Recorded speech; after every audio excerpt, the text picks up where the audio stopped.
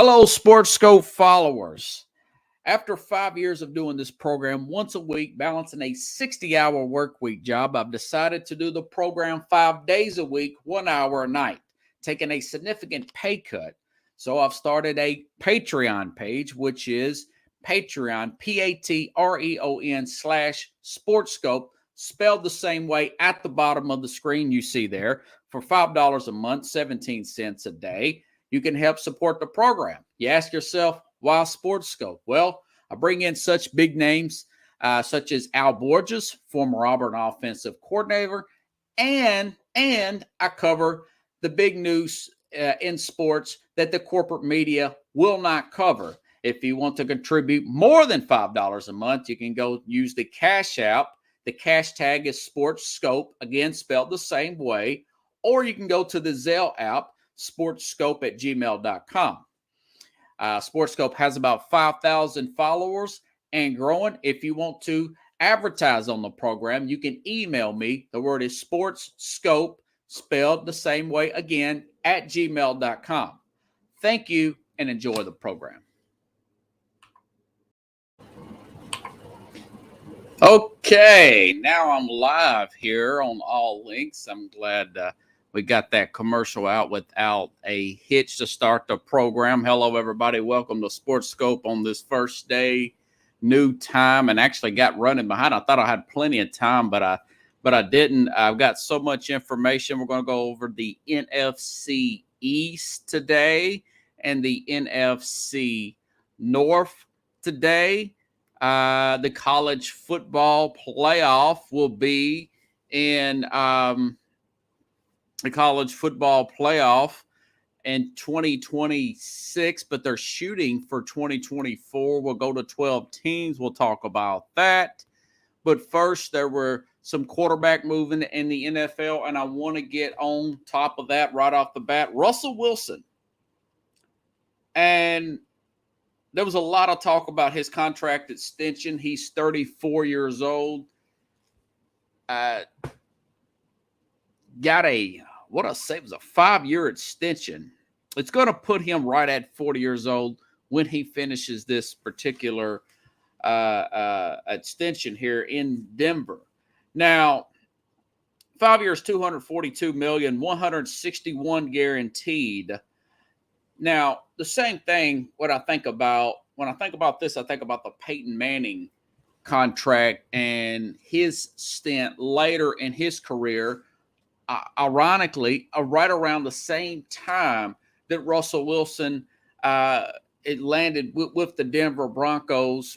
Now, Manning was coming off a serious neck injury, but everybody and their brother, as far as NFL organizations, including a team here in Nashville, Tennessee, the Titans were coming after him strong, even after he was released for Andrew Luck back in 2000, and I want to say it was 2011, 2012. And of course, it paid off. You know, they went to the playoffs 2 years, 2 Super Bowls, won one. And, Peyton in 2015 ran off into the sunset. So you ask yourself, this kind of money, which will hit the cap here in the 50s from 2025 to 2028. But next year, this year, his cap hit, this is a big deal, folks. Russell Wilson's cap hit is $17 million this year. That is less than Lamar Jackson's 5th-year option. That is a bargain. And next year, when the cap goes up about $10 million a year, right? Maybe go up a little bit more. It'll be $22 million. Okay? But then in 2024, he's going to be pushing 37 at that point. It's going to be $35 million. And then it jumps up after that to the 50s, 50, 55, 58. And that's when you're going to have to start renegotiating contracts. You're going to have to push that money back. And again, is it worth it? Well, like I've said about the Cleveland Cavaliers, when LeBron James won that one NBA Finals, there, even though they were bad after that because he went off and left to the Lakers, and now they're already rebuilding. You can't. It's like getting a degree when I was growing up. You know, that can't be taken away. Now, if they don't win a Super Bowl, and it's going to be a rough 4 years. It's going to be a rough 4 years, but I do think that they will be in the driver's seat. When you got a guy like this, you got a team like this around him, these next 4 years, particularly these next two, this year being one of them, that the fans should say the Denver Broncos have a realistic shot of winning a Super Bowl. Okay? So, is it worth it on that perspective? Absolutely. Now, if they don't in these next 4 years, the whole thing wasn't worth it. If they're competitive, my sense is they will be competitive. But the back end of this, when he's 39 and 40, this is going to be a rough. This is going to be a rough pill to swallow. But again, it's worth it if you win as a fan. But I have to state these facts. Again, not everybody is like Tom Brady. The statistics on quarterbacks, good quarterbacks, Hall of Fame worthy quarterbacks, as of recently, these guys hit the wall 37, 38, 39, 40, starting with guys like Drew Brees, 42, retired. Those last 2 years, lost a lot on his on the release of the football and the speed of the ball. Those last 2 years in the playoffs, too many turnovers, too many short passes. Phillip Rivers at 39 retired. His last year was in the playoffs, but he did not want to go on. You saw the same type of decline. Now, this is a shorter player. He's not going to have the advantage of a Tom Brady to be able to see over the line. So my point is he's not going to make it to 45. This is going to look bad either way. And within the next 3 years, plus, Pickle says he had 9 Pro Bowlers around him, much quicker release, the best coaching ever with Belichick most of this career. Now, mind you, he's only played two seasons. This is season number 3 with the Tampa Bay Bucks. So look at Phillip Rivers, 39, retired. Eli Manning, 38. Peyton Manning, 40. Drew Brees, 42. But he could have left at 40 also. So again, 34, next 2 to 3 years, preferably the next 2 because of the cap. If you get lucky on the draft picks after that, but you're not though. A lot of these picks have already gone to Seattle. Okay, so really, if you're a fan, you want to think about this year and even right off this year, and you say, well, he's just getting used to the new players, new scheme.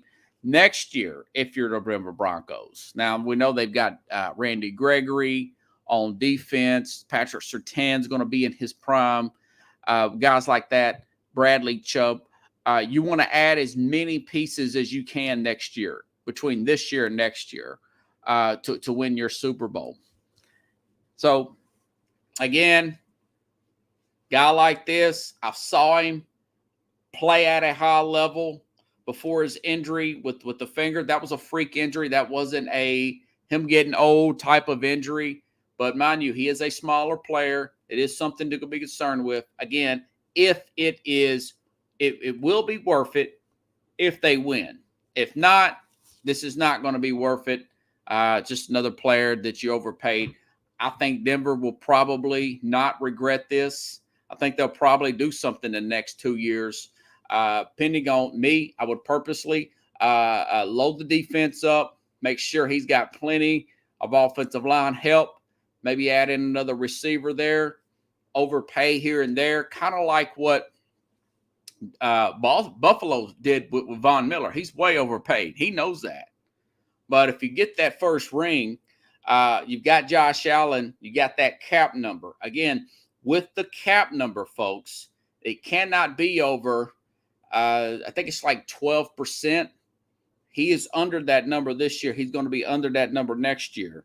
It's like 12.6. Can't be nowhere near 15%. No one player can be that high. You want to keep that cap number, that what I'm talking about, of the overall roster. You don't want to keep, because since 1994, no team with the quarterback, who's the highest paid player usually, it's over that amount. So you don't want to be over that 12% margin there, even though the cap does go up. When it hits 50 something, the cap is not going to be over 500 million. It's still going to be 100 and something, 178, 200 something million. So you're still at pretty close to 20% there, guys. That's not going to win. But that's what Denver's thinking. So probably realistically, I think, they're going to have a very competitive team the next 2, possibly next 3 years. And he's probably going to get hurt between that year 3 and year 4. And you're just going to have to take a big hit and after that and rebuild for a year, possibly 2. It's a lot easier to rebuild depending on how good your scouting, your staff is, general management, scouting. You should be okay. So, yeah, I think it's a calculated risk. We saw what the Rams did. They upgraded quarterback. Now they've got a ring. Whatever happens with Matthew Stafford after this point, it's all gravy because you've got that championship. It can't be taken away. All right. Mitch Trubisky. Now, Mike Tomlin made the announcement today that he'll be getting the starting job over Kenny Pickett. And I don't know if this was a situation where Trubisky was promised something. I hope not. He's Mitch Trubisky.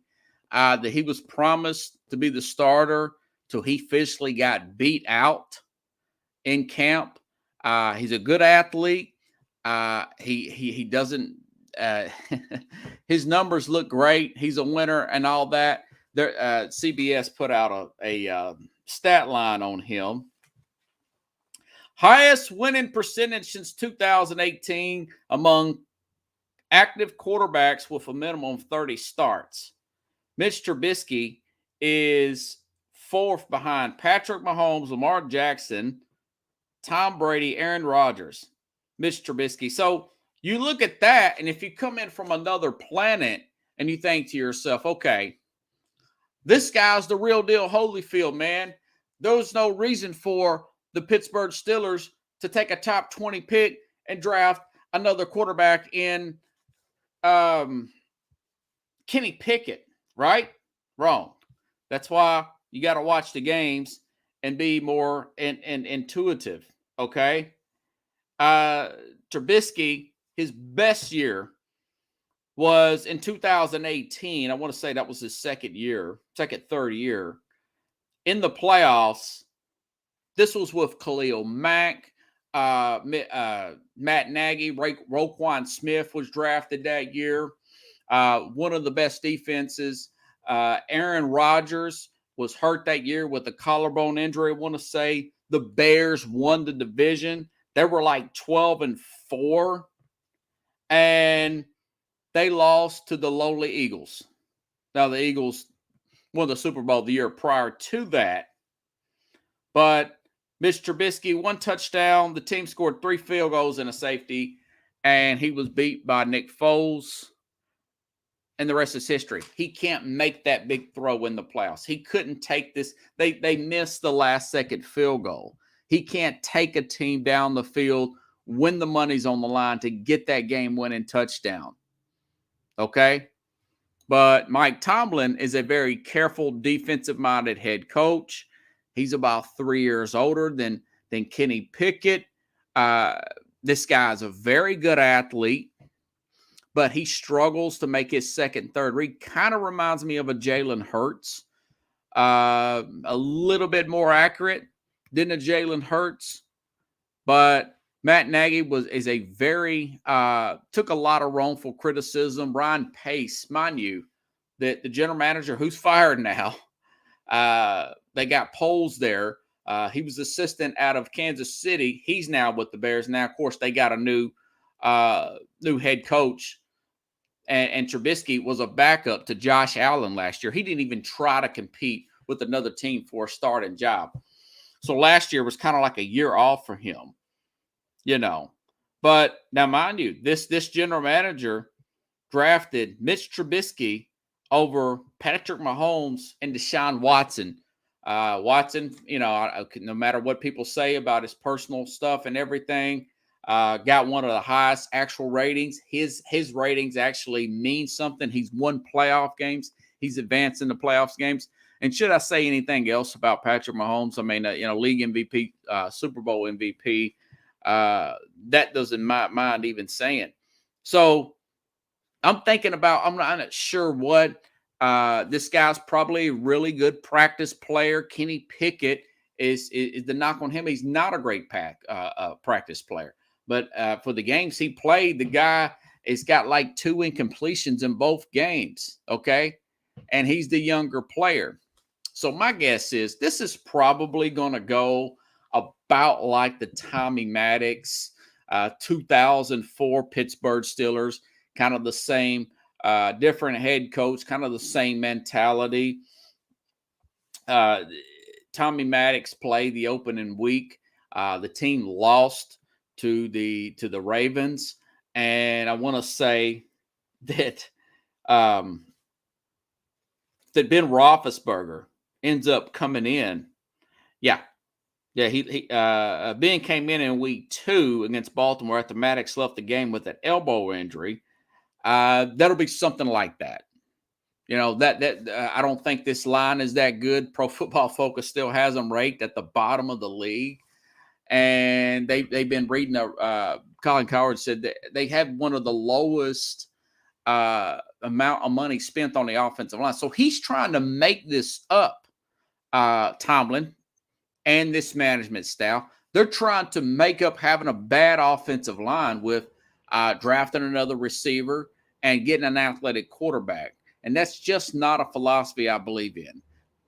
Get the quarterback right, protect the quarterback right, get your wide receivers in later rounds. That's what you pay those, your scouting, your management staff. That's what you pay them for. And you take care of that offensive line. You go free agency, and if you got to overpay for a guard, overpay for a guard, okay?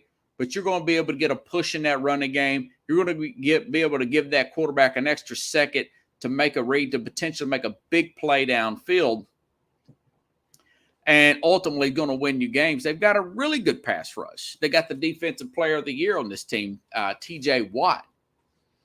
But I think this was more about that.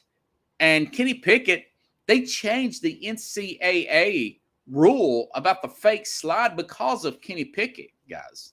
All right? So I don't think that I think this is more of we gave Mitch a shot, and then we're going to go with Pickett. My guess is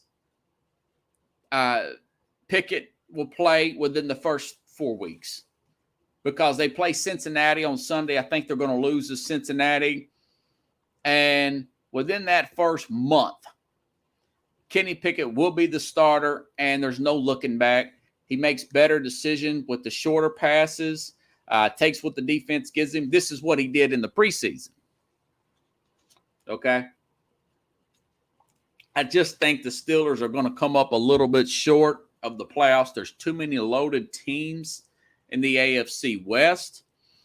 Baltimore's got a good shot to make it. You know, I think Cincinnati's going to win that division. Miami seems to have a really good camp right now. Tua was made the captain of the team. He was voted a captain. The Patriots, I haven't ready to write them off. I'll have my picks all in by Friday. I know that's a little bit pushing the envelope because of the Rams play on Thursday. I think Buffalo's going to win that game. I'll say that every day leading up to the game, okay? I do think that But as far as Pittsburgh is concerned, they were very, very lucky to even make it to the playoffs next year. They're going to be 8-9, 9-8. That's the Steelers right there for you guys. But I wouldn't have done it, but I see where he's going at with it. But you don't want to get a athletic quarterback just because your line is bad, or go with the more athletic quarterback just because your line is bad. You want to go with the guy that makes the quicker decisions, okay? But they're not paying him that much money, okay? Mason Rudolph is still on the roster. I don't know why he hadn't been cut. Maybe they're trying to trade him, and then they'll pick up another special teams guy or whatever. But so that was my thought on there. Totally disagree. I would just went right off the bat with Pickett. But again, I'm not in the practice with these guys. But I still disagree because we know what we all saw against live action with Pickett, and he's better at the short game and making those quick reads. Something Trubisky couldn't do. He would just run for it. That's what I seen of him, and a lot of that was, you're going to find out that a lot of his success was from Matt Nagy. Matt Nagy wasn't the problem. It was Ryan Pace. It was that general manager. They didn't take care of that offensive line there, And I'm looking at this offensive line this year for the Bears, and they're going to be probably a 4 or 5 win team again this year because one of their picks got hurt on the offensive line, and they have bad skill players. Now, you want to upgrade those type of positions when you have a young quarterback. Now, Pittsburgh did a really good job. George Pickens, the receiver out of Georgia, he's been the talk of the entire preseason for them. And of course you got Deontay Johnson, Freiermuth. They have hit on their skill positions, but they haven't hit on the main nucleus that makes teams win.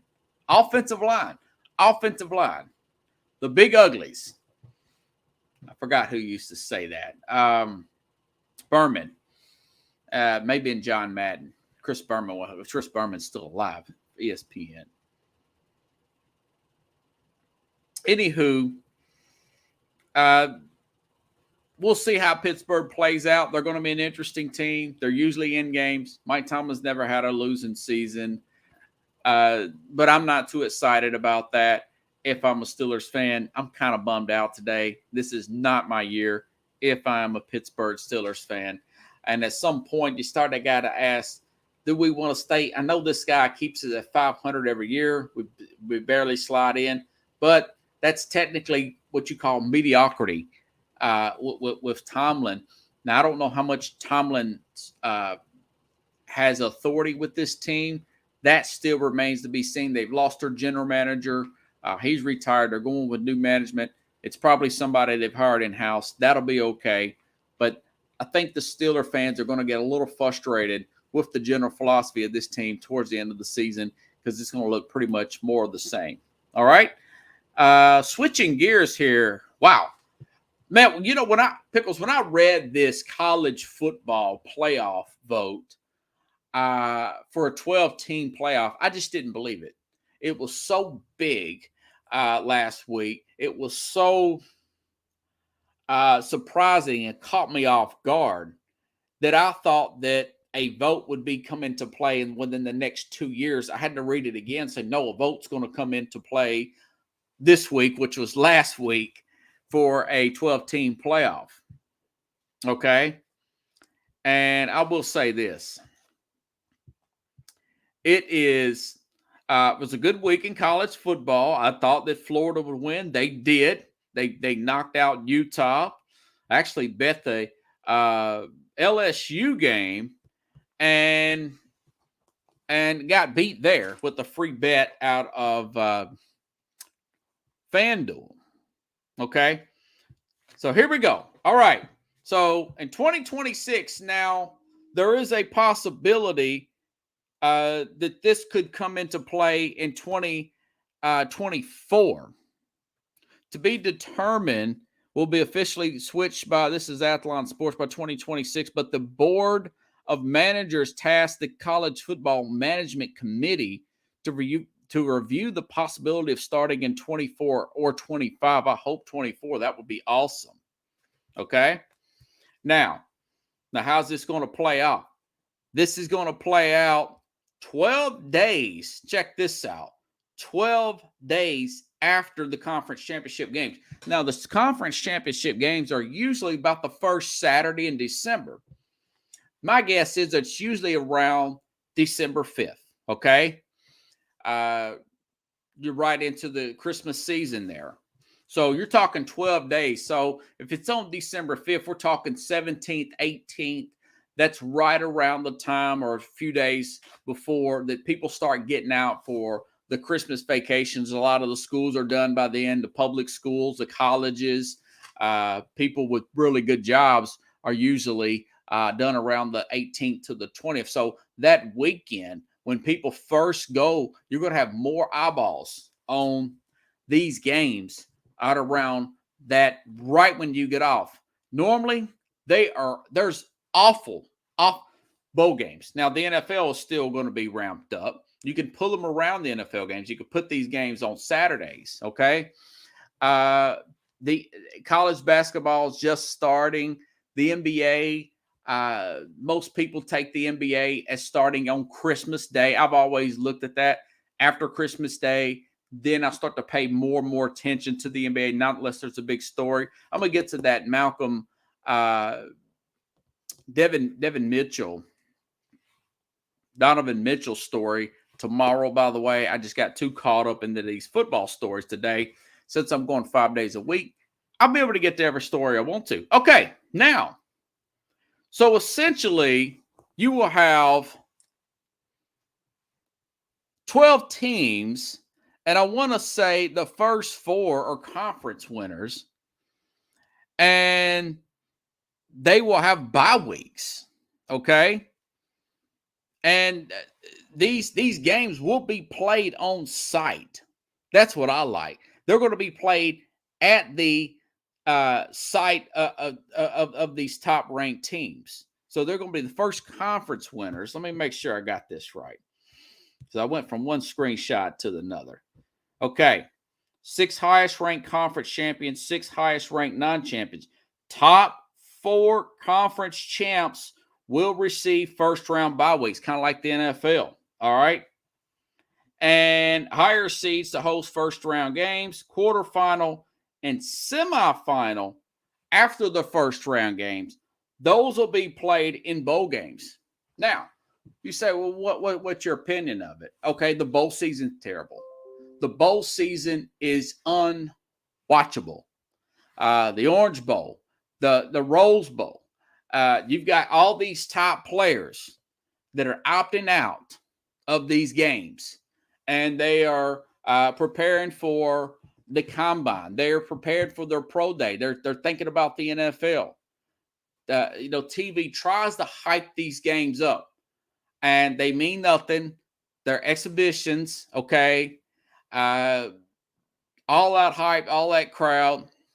And there was a study done that the attendance at these games have been down over the years, Now, I still say, even with this, guys, I still say we just got past Labor Day weekend, that the top 10 teams should all play each other. 1 through 10 should play each other the first week. And then 11 through 25, 26 should play the first weekend. There's no NFL there's no playoff in Major League Baseball. You're just competing with the lowly U.S. Open. And then you still have an opportunity for teams to get back into it when we have this 12-team playoff. The title game will be at a neutral site.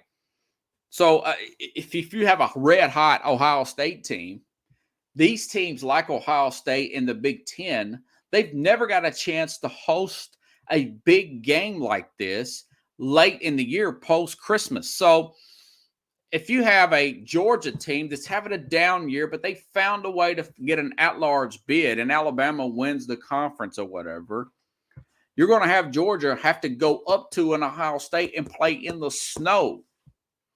The money for this, people say, well, it's just a money grab. And why? And I've said this before. Why is it a money grab? Because it's more good football. That's why. And you say, well, what are they going to do with the other bowls? I don't know. I didn't pay attention to the other bowls, not unless you're just a major gambling addict. I think last year I did play the over for the Tennessee game and Purdue game, and I hit it. But other than that, those games are unwatchable. And think about it this way: the conference championship now is played around December 5th. Well, you got to wait all the way to New Year's Eve to see the playoff game. Well, now that's not going to be, you got a week ahead of time, and you're playing more active football. Okay? I think I screenshotted what it would look like if these teams played today. If last year, okay, if this were put into place last year, in the first round, Georgia would have played Pittsburgh. Notre Dame would have played Utah. That would have been a great game. Ohio State would have played Michigan State. Ole Miss would have played Oklahoma State. In the second round, Alabama would have played Ole Miss. Michigan would have played Ohio State again in the playoff. This is from Athlon. Cincinnati would have played Notre Dame. That would have been a great game. In the Peach Bowl, Baylor would have played Georgia in the Fiesta Bowl. That's the second round. If the 12-team playoff were put into effect last year, these are all good football games. You know, maybe Georgia were probably blown out Pittsburgh. But, I mean, Notre Dame, Utah, Ohio State, Michigan State, and then the second round, you get another round with Ohio State and Michigan. You get Ohio State and Michigan twice a year. If this were put into place last year, according to Athlon. So it's just more good football. I'm not worried about the have-nots and everything. Again, nobody watched those teams anyways.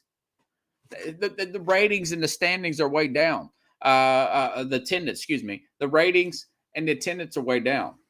Now, it's going to pay a lot of money. Yeah, it's going to be paying hundreds of millions, probably in the billions. I don't think that everything I read, I don't think they know how good of money this is going to be. Only thing I can say is to make college football better is have more week 0 games, which is 2 weeks ago when you had games played. More big games on Labor Day weekend. And use this. Is it going to water down the regular season? Those end of the year games like Ohio State, Michigan, if they're both have pretty good records, Georgia and Alabama, yeah, a little bit, but I'll still watch good football. Fast paced. You could feel the energy. A lot of NFL players playing. You're going to see more players not opting out. They're going to go ahead and play, So it's going to water down the regular season a little bit, but it's going to put a whole lot more interest pickles in the month of December. So I love it from that sense. And again, you're going to get to see all the great players more often than not played later in their career. Cross your fingers you don't get injured, but this is a game you play. Of course, there's all kinds of potential there. All right. Going to be a good thing. Hopefully we get it in 24 instead of 26. But, once they got the ball rolling, I guess it is what it is. Okay, let's talk a little NFL. My final predictions will be this Friday. I've got one confirmed guest. Carlos will be on. I may have a guest tomorrow. I'm still thinking about that. In fact, if I can get Jamie Pack, someone like that from the Northeast Streaming Sports. But if not, I got a lot of NFL predictions. We'll start off in the NFC East, then we're going to do the NFC North. Again, we'll get it all done by Friday. I think Buffalo will beat the Rams on Thursday night. Go figure. Dallas. Okay. Dallas lost Randy Gregory last year through free agency.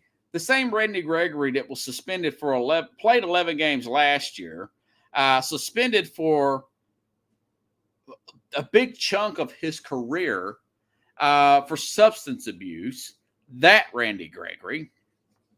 So they lost him to free agency. And, of course, they traded Amari Cooper. This was all fallback from Jerry Jones wanting to pay everybody. The Jalen Smith contract, Amari Cooper making over $20 million a year, all that stuff. But and they lost Lionel Collins, okay, and Connor Williams, but they brought in Jason Peters there, and Pro Football Focus, they had them at a pretty good ranking. They had their line still pretty well coming into this season. I want to say they're in the top 10. And you just look at it, guys like Randy Gregory, Connor Williams, Cedric Wilson, this team has been known to draft well, okay? They have addressed their offensive line. By the way, Jason Peters might be 40, but he played 15 games. He had a 77 Pro Football Focus rating with the Bears last year. And now they're bringing him in on the practice squad. And I think they're going to go with this guy, Tyler Bledsoe or so whatever. I think it's Tyler. And then Josh Ball, Tyler Smith, excuse me. So they'll go with this Tyler Smith here. But I do think that they're in better shape because they haven't made any aggressive moves at wide receiver. They've got Peters coming in. They still got Zach Martin.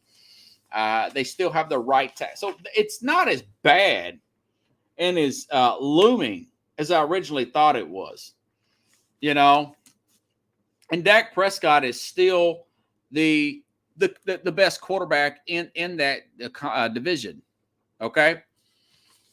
And so I've actually got them going 11-6. They could win Sunday against Tampa. They'll find a way to screw that up. But the odds makers agreed with me. They don't know. It's a 1.3 a point and a half to 2 points for Tampa. Okay. This is in Dallas. Now, mind you, they played Tampa right down to the end last year. Now, much better team there. I understand that. But, you got Michael Parsons coming into another year. He had a good argument for Defensive Player of the Year. He did win Rookie of the Year. Trayvon Diggs. You got another year with Dan Campbell. Is it Dan Campbell? I keep getting him mixed up with I keep getting this guy mixed up with the head coach there of the Detroit Lions. But, Dan Quinn, excuse me. I just think that their line's going to be better. I think they're going to have just as good running game. You still got, what's this guy's name? This tight end there. Now, Gallup's not going to be there. But CeeDee Lamb, Dalton Schultz, and this Turbin guy who ran the 2 kickbacks here. He ran the 2 kickbacks in the preseason, and he was one of these USFL sensations, one of those folks. And they just have a way of finding guys to come out of nowhere to play that receiver position. It's a lot easier. And Mike McCarthy, the head coach here, you can say from what Jerry Jones will say, you could say he's on the hot seat here. But like I said, I got them going 11-6. I think they're going to lose at the Rams, at Philadelphia, and at Jacksonville because of the way that particular game is set up. Probably lose at Tennessee because that's at Tennessee on a Thursday night. All right. They're going to lose to Cincinnati. But I just got them 11-6 and slightly winning this division again for this Dallas Cowboy team. Now, the Giants, I was reading the Giants actually they feel like they have their right tackle and their left tackle. This Neal from this player out of Alabama that they got in the first. Remember, they had 2 top 10 picks. Kayvon Thibodeau at big time pass rusher out of Oregon. I think he was a really good play. And remember, you got Leonard Williams coming back here. You know, they were really competitive the first half of the season. Then they just kind of gave up on Joe Judge, you know. But, you know, Saquon Barkley back, but they've got Andrew Thomas here at left tackle, and they've got Neal there at right tackle. He was the guy they got out of Alabama, and I'm trying to see exactly. Evan Neal out of Alabama at right tackle, and they feel very comfortable with where they're going here. And now you know that they've got a new general manager. Joe Sheehan was an assistant out of Buffalo, and they had some cap problems. They had to get rid of guys like James Bradbury, who's with the Eagles now, Will Hernandez, Evan Ingram, you know. But and of course they've hired Brian DeBall. But I do think offensive line, when you got those two tackles and you got a healthy running back like a Saquon Barkley, it makes it a lot easier to get the passes off to a Sterling Shepard, a Kadarius Toney, Galladay. Because they're in that big market and every game is life or death for this team, everything seems bigger and worse than it is or better than it is in New York. But I actually like the way their schedule's set up this year. You know, I actually have this team going 8-9, just losing out. They're probably going to lose some close games. You got Daniel Jones. I do not believe in Daniel Jones. I think the staff doesn't believe in Daniel Jones. I think just the ownership believes in Daniel Jones. But they were 4-13 last year. But they lost at Kansas City 17-20, for example, last year. They lost, just some close games. Now, they were blown out down the stretch. That's because they gave up on Joe Judge. You know, they lost at Washington 29-30 last year. Games like that. So I think they're not going to be terrible. They're going to be much better. They're going to look halfway decent. But you're going to realize that Jones is not the guy. That's not really a hot take. That's just basic common sense. Now, this Eagle team, and I hope I can get Jamie on. Within, if not this week, Jamie Pags, a Philly sports guy, I'll get a good recognition and bring him in and tell him a little bit about his story. This guy's a big super fan, puts the paint on everything. He's a member of the Northeast Streaming Sports. This guy is just all in. But he dresses up, he gets loud and hollers, but he's also a very educated fan, knows about the backups, he knows about the draft. The guy goes to the draft. He has a philosophy like myself, building a team from within out. He wants to build those two lines up like I do, and then get those wide receivers and skill players later. Not the other way around, like you see a lot of other people do. When you're just a fantasy player and you don't really pay attention to the wins and losses and looking in depth of it, you think, well, let's get this big wide receiver. Let's pay this other wide receiver. If you can't get the guy the ball, or if you don't have a quarterback to get the guy the ball to throw that player open, he's useless. But, man, these guys had a heck of an offseason. Probably one of the best. Getting guys like A.J. Brown, Zach Pascal. He used to play with the Patriots there, made that first-round trade to get former Tennessee Titan A.J. Brown. They've got 11 starters, offense, 8 on defense coming back. And James Bradbury at cornerback with Darius Slay. Pro Football Focus says that's one of the better cornerback combos in the league. That's up there with the Miami Dolphins, Byron Jones, who's hurt the first 4 games, and Xavier Howard there for the Dolphins.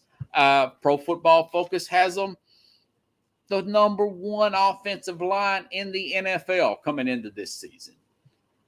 These guys have all played together for a while. They're all in their late 20s, lower 30s.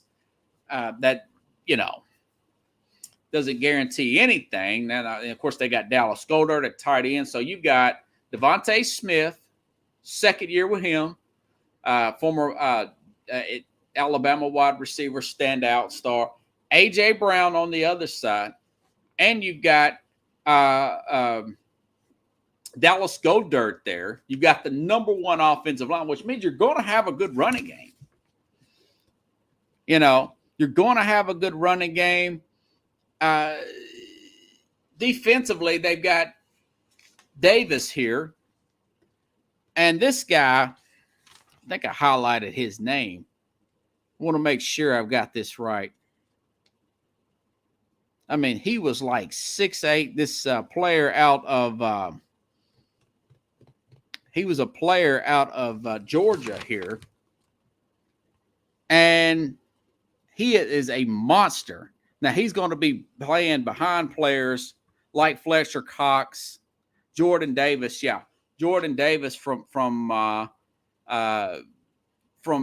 Georgia, Nakobe Dean, one of the best players on that Georgia team at linebacker. So you've got Jordan Davis, Nakobe Dean, and then you've got these two corners back here. That defense is going to be hard to move the ball, and you're going to have to use the middle of the field, and you're going to have to throw fast. So they're going to be good at stopping the run. They're going to be good at stopping the pass. They're going to be good at running the ball. They've got more than the capability of those wide receivers making big plays, particularly A.J. Brown, that big sign and trade out of Tennessee there. The problem is Jalen Hurts. Here's the bad news if you're an Eagles fan. The league has a year's film on you, okay? If you are not converting third downs like he could not do in that Tampa game where they were completely demolished in the playoffs, that's what you're going to see more of, okay? But this roster, one of the better rosters in the entire NFL, okay? And I tinkered and toyed with this particular team for the longest between them and Dallas, picking who I was going to pick. I've got them going 10-7. I haven't finished the NFC. This team's going to get in as a wild card. They could flip a game here and be 11-6 and beat out Dallas. That's how close this is going to be. But I've got both of these teams with double-digit wins. I think Dallas is being overlooked because of their losses. And I think that this team is probably being a little bit overrated because of their gains.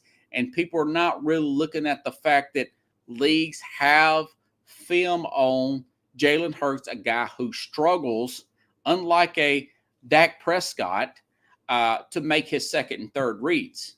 So what I'm going to do, Pickles, if I'm the Eagle, if I'm going against the Eagles, I'm going to stack the box. I'm going to say he's got to beat us. And the Eagles fans are going to say, okay, we've spent all this money on this wide receiver. We drafted another wide receiver really high. You've got one of the faster, this Quez Watkins guy, this speed burner here. You've got one of the better tight ends. If he can't move the ball with that team around him, with the top offensive line, then we can't win with this guy. And I think they're going to find that out, even though I've got this team going to the playoffs at 10-7. A game here, a game there, they could win this division. That's the most respectful way I can put this. Okay, Washington, another team that has a pretty good offensive line. Their defensive line is second, and according to Pro Football Focus, now Chase Young for Washington's going to be out first 4 games. Okay, they've added, of course, they made the trade, got Carson Wentz. Okay, they got a Jahan Dotson out of Penn State. Now, remember, Curtis Samuel didn't play last year. So it's another player that this team has at the wide receiver position in this Washington team.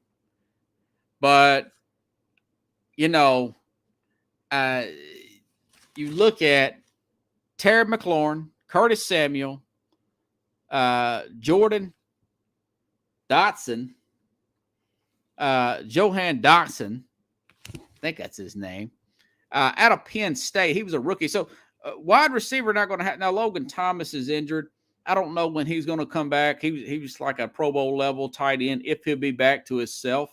You have a fair offensive line. It's about middle, about 15th. But they did replace they got Charles Leno Jr. at left tackle. If Wentz could go see a psychologist, if he took my advice and did that, I think Carson Wentz could get it back together. He knows this division really well, guys. This is a good defensive line. Now, mind you, this team did beat Tampa last year. Okay? They beat Tampa last year. They lost to the Chargers 16-20, okay? At Carolina, won some close games. They beat Vegas last year. They just did lose to Philadelphia. Now, I've got them 6-11, 7-10 because of Wentz's head caseness. And they do have a pretty rough schedule, okay? This year, they're playing Jacksonville. Jacksonville has a great pass rush. I think Jacksonville's going to beat them and upset them at home in week 1. They got to play Tennessee this year. Tennessee knows Carson Wentz pretty well. At Chicago on Thursday night. Probably lose that one. Got to play Green Bay. Probably lose that one. All right. At San Francisco, Cleveland, when Deshaun Watson's back. Okay. Minnesota. So it's a pretty rough schedule for them.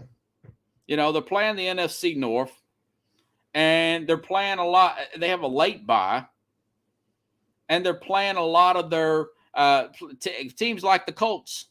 They got to play at the Colts. And Dallas, when Prescott plays, he owns this Washington team, man. Dallas owns this Washington team. We've been talking about Wentz for 3 seasons. I keep saying he's done. That injury's messed his head up. Yeah. And that, Brian, that could very well be the case. Now their backup is just that the guy's a great story, but he's not a great player. Taylor Heinicke is just about he's not too far off of Carson Wentz. He's a poor man's Carson Wentz. So I got him 5-12 to 6-11, somewhere in there. Could they flip 2 or 3 of these games? Yeah, they could. If he gets his head right, they got a defensive line. They got a fair offensive. He's upgraded left tackle. They've got 3 skill players that they can lean on. Not to mention Brian Robertson out of Alabama had a really good camp. I want to say he got shot a couple of times in D.C., but he survived. He's going to be okay. And Antonio Gibson is their number 1 back. So they've got the pieces. It's just Wentz. It's just Wentz and the pass rushes that he plays that I know the mistakes that he makes. But this whole division's a wild card. So I got them finishing in last place. Could they beat the Giants out? Yes. It all depends. It's just don't like the way that their road schedule's set up, that the short weeks that they have. They got to play, like I said, at Chicago on a Thursday night, at Indianapolis, at the San Francisco on Saturday night. That is big advantage for San Francisco. Cleveland with Deshaun Watson and their roster on January 1st. And Dallas owns them with Dak Prescott. And I just mentioned the weapons and the roster of this Philadelphia team. So Daniel Snyder may fire Ron Rivera. I hope they're patient with them and get their quarterback situated, because I do like this defensive line led by guys like Jonathan Allen and, of course, their lead guy there who is injured for 4 games. Chase Young. Montez Sweat may be the best player on the defensive line. All right. Darren Payne. I mean, like I said, this team beat Tom Brady last year. They have the potential to beat anybody, but they also have the potential to lose to anybody when you got a guy like Carson Wentz. I know that's frustrating if you're Ron Rivera's won 2-time Coach of the Year. He was a hair away from winning the Super Bowl. I like Ron Rivera. I really do. I think he got a little over top with the whole COVID thing last year, but I think the players forgave him for it, and I think he's going to be okay. I hope I'm wrong because I do like Ron Rivera. I just don't have any faith in Wentz. And again, I would have Philadelphia winning that division if I had more faith in Jalen Hurts because I love their offseason moves and their roster. I still got them going 10-7 though, in case you guys came in late. Okay, moving to the Chicago Bears. A lot of criticisms for the Bears. Now, mind you, Ron Poles and Matt Eberflus. Really, Ron Poles, the general manager here, who just took it over. He was assistant for the Kansas City Chiefs. Now, mind you, he is cleaning up a mess that Ryan Pace made with this Bears team. So they got a year to clean up. Okay, I don't have them winning that many games. Pro Football Focus has them at like 31st in offensive line. They have two skill players that I like, Darnell Mooney and Cole Kmet. Now, I do like David Montgomery. They're going to have to run the ball a whole lot. They've lost Khalil Mack, and they very well may lose. They've only got 5 players on defense coming back. They very well may lose Robert Quinn to a Tennessee in the trade, somebody like that. So, again, this is not going to be another good. I think that I do like the camp of a Justin Fields. I like Justin Fields. I wish the Ravens would have got him. I wish they would have made a move and got him. But they didn't. So I got them going around between 5-12 and 4-13. They're ranked at the bottom on the offensive line. Roquan Smith wanted out, but now he's come back. There's just not enough here. You look at they open up against San Francisco at Green Bay the very next week, at New England on a Monday night. Okay. Philadelphia, Buffalo, Minnesota. Of course, they got to play Miami, at Dallas. They just have a really hard schedule, the Bears. And they've got to get blocking up front for Justin Fields. Now, he's going to be in year 3 next year. They're going to have a much cleaner cap to deal with, Ron Poles will, and Eberflus. I would work on the running game, and I would work on the development of getting the ball out of say if you go 8-9, that is a huge success for the Bears. I'm thinking 4-13, 5-12, probably going to be in that top 5 with a Seattle, with Atlanta. Those teams right there are going to be right there towards the bottom. Okay. All right. Detroit. Now, Detroit staying in the NFC North. Pro Football Focus has them as a 3rd offensive line. Taylor Decker is taking over at left tackle. Penei Sewell, the Oregon product that was drafted really high last year, he's at right tackle. Okay. And Amon St. Brown, towards the end of the season, he caught everything Jared Goff threw to him. Okay. And Jameis Williams, I wouldn't have took Jameis Williams, Jameson Williams coming off that ACL tear, but they got 11 starters on offense coming back. The number 3 offensive line.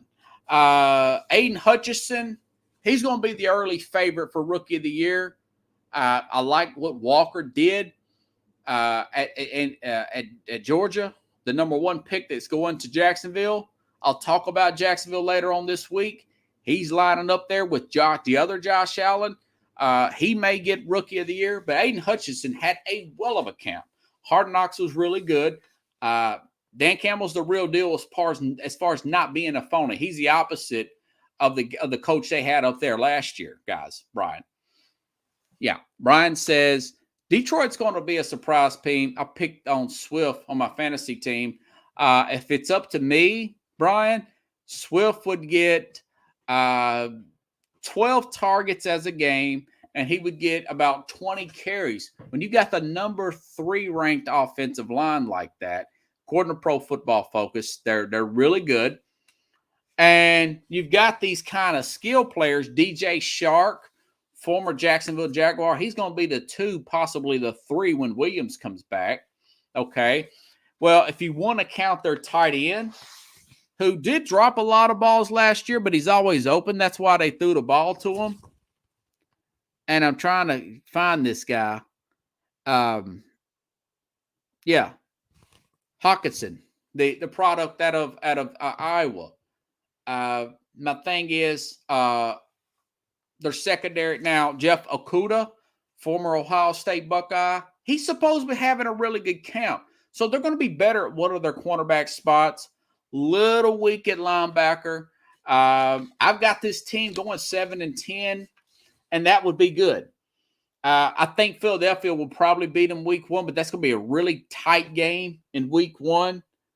But I have them beating Minnesota at Minnesota. I have them beating Miami at home. I actually have them beating Green Bay at home. I guess there must be a setup with that game. Beating Jacksonville at home and beating Chicago at home. So they this team is going to be presentable this year.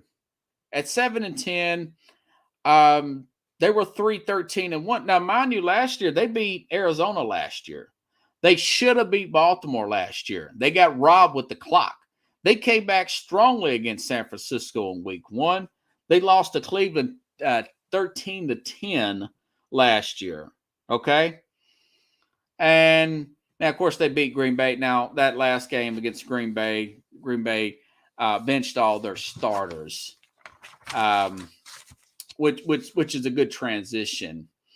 Green Bay, I listen to these prognosticators, these national guys, and I kind of get lost in translation. But Green Bay is not in bad a shape. They're going to have David Bakhtiari back this year. They're going to have him back Sunday.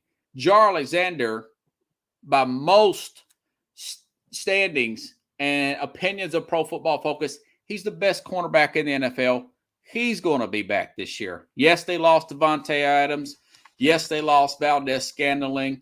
Top 10, top 5 offensive line. Top 10 defensive line, according to Pro Football Focus. Rashawn Gary is coming into his own.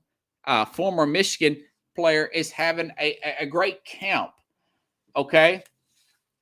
So you look at, and I like the trade. They got a first and a second round pick for Devontae Adams. Now they've got, Alan Lazard at wide receiver. Got Randall Cobb back. Christian Watson from North Dakota State. And, of course, Robert Tonyan's going to be back at some point this year. They're going to lean a lot on A.J. Dillon and Aaron Jones, but this is going to force Rodgers to work with these other receivers. I think he will. I think that they're healthy in the right places. I think they have another really good, favorable schedule. I got them going 13-4. They're going to win this division. They're going to get a 1 or 2 seed again, probably end up blowing it again. Aaron Rodgers could get hurt again. And that could very well happen.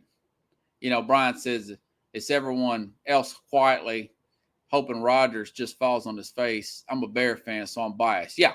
And that could happen with Roquan Smith and Robert Quinn if they keep those guys together. Now, he owns the Bears. I got them losing to teams like at Tampa. I got them winning that opening game against Minnesota. Okay. I got them beating the Rams at home. They lose at Miami. But all their tough games are at home. I got them losing at Buffalo. Okay. But Dallas at home, he owns Dallas. He owns the Bears. He owns the Cowboys, Rodgers. They got New England in Green Bay. Do you think Mac Jones is going to beat Rodgers? When you start breaking it down, Pickles, it's just they haven't really lost players. They're going to get a lot of good players back. And These games are won in the trenches. They're still run in the trenches. And I'm over an hour, but I got to finish up. A lot of people high on Minnesota. I'm not one of those people, okay? I think Minnesota, they're going to be a little bit better offensively. They've got 10 players coming back on offense. They lost Anthony Barr in the offseason, Xavier Woods, players like that. But Kirk Cousins is a $31 billion cap hit, guys, okay? They have an aging defense. They were 30th in yards allowed last year. They were 23rd in points allowed last year. Now they're going to give up more points because they got a more of an offensive-minded head coach. They did pick up Zadarius Smith, okay? But I've got them going anywhere from 6-11 to 7-10. I'm sorry, Minnesota. I just don't believe in them. You know, they got to play at Philadelphia on Monday night. They got to play the Saints in London. They got to play at Miami. Okay? At Buffalo. And then, of course, they got to play Indianapolis at home. New England.